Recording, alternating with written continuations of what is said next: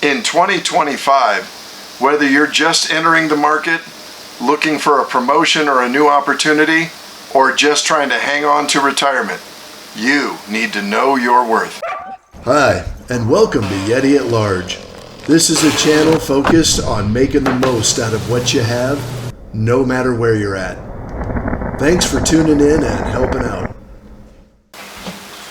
So a while back on Yeti at Large, we did a series of videos responding to the quiet quitting and the lay flat movements in the workforce. That was a while ago now, and my, have things changed. The labor market is profoundly different. And in 2025, while there are indicators showing that great things are coming, right now, things are really tough. And in this market, you really got to know your worth. We mean that on several angles. What are you worth to them? What are they worth to you? What will you settle for? I do most of my best thinking either fishing or on the trail. Why don't we go for a ride? Let's talk about a couple of the things we've seen recently in the market. As we've spoke about before, I'm entering a soft retirement phase of my life. I'm interested in learning new skills and having new work-related adventures, albeit I want them to be very lighthearted, low leadership engagement, and very manageable, a good life-work balance. Well, my recent foray into that, all of those indicators began to exceed what my expectations of the position were, and we're looking for something different. Based on that, man, have I learned a lot looking at this job market. I've been scanning various titles on YouTube related to the job market, and I thought the quiet quitting phenomenon was labeled and packaged well. But since then, in just an hour of searching, I've discovered employment labor market videos titled Quiet Firing, Career Cushioning, Invisible Overtime, The Ghost Jobs, Job Washing, The Resume Black Hole, Recentism, Coffee Badging, Micro Layoffs, Compensation Compression, Trending Attrition, Job Hugging, Burnout, and my personal favorite, Boomergeddon. Now, before you harsh or mellow, just know that Agnes there is one of the most responsible homeowners you're ever going to find. She picks up after me, she makes sure I'm nice to other humans, and at this portion of the trail, we know everybody out there, and almost all of us are having our dogs enjoy a little run.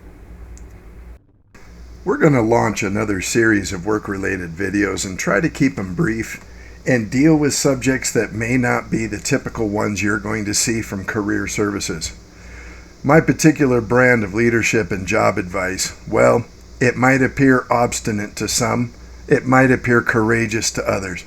All depends on your perspective. But since we learn so much more from those things that we tend to disagree from, I strongly recommend you tune in. And please leave a comment and like down below. I could really benefit from your added perspective on our conversation.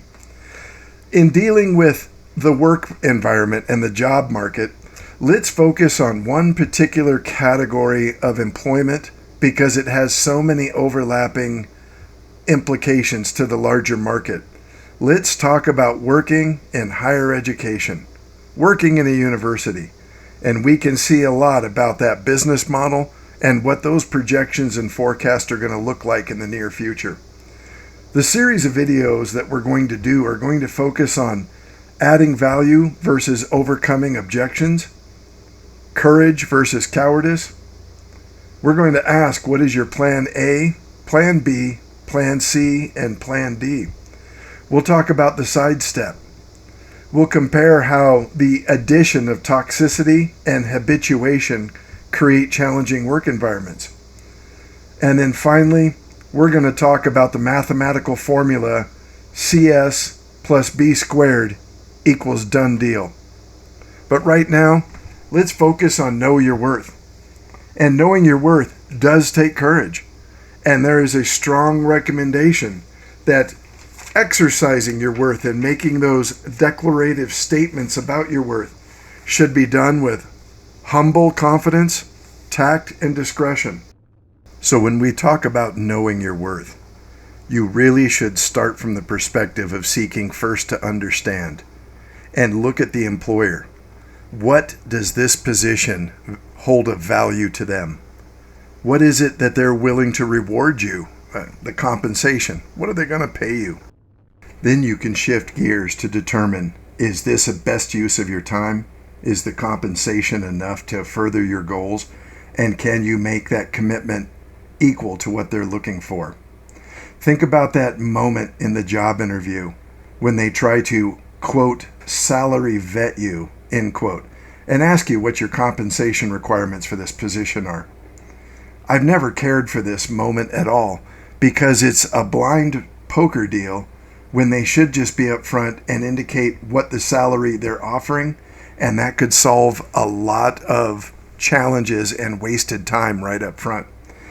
You have to make your own decisions about how you're going to react when they try to salary vet you, but for my experience, I always explain to them that I am looking for the 35th percentile for similar positions in a regional compensation structure. That puts them back to their numbers, and they know darn well what those numbers typically are. That's what goes back to those kinds of postings I've seen recently with ghost jobs, where they post positions, not necessarily that they're going to hire somebody, but it's more market research to see what kind of interest and judge the quality of the applicants versus the appearance of the position. These are all part of the process. It hasn't changed just because we're in a unique market today. Let's run a very quick exercise to determine our worth to an employer utilizing our segment market of higher ed. You can run this exercise with your own industry. Think about this though. In higher ed in 2025, it's well known that state and federal funding is dropping off dramatically. It's also well known that the number of high school graduates, i.e. customers entering the higher ed, is dropping. I've heard numbers from high teens and up.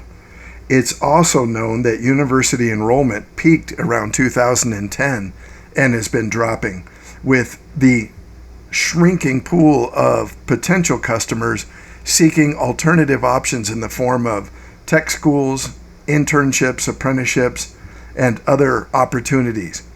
Knowing that your employer is in a shrinking market with increased competition for the limited customer base, your worth to this employer is going to be inherently limited on a parallel level.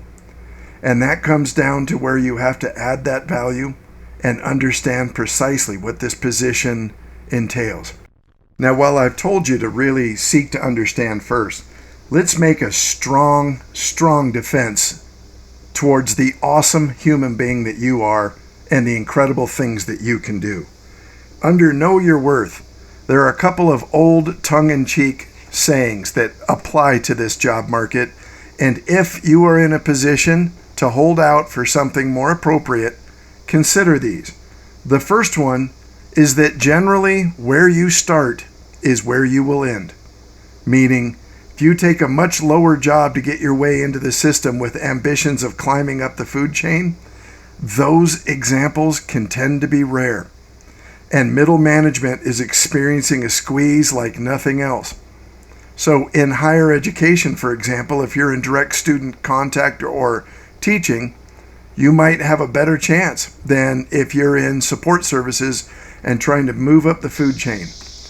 The last one is, generally speaking, the shorter the resume, the more qualified you are for the job. And believe me, I'm the king of trying to get into new career fields and new disciplines by demonstrating soft and hard skill relatability to their requirements. But at the end of the day, if you have a master's degree in what they're requesting and you have experience in the programs or the certifications, that resume can be 3 sentences. So really target those jobs where you're the strongest candidate and you're going to have the highest degree of reward for knowing your worth. Please stay tuned for the other videos to come in this series and help me figure out how to get this white mold under control on my zucchini and my crookneck squash. Thank you for joining us. Yeti at large.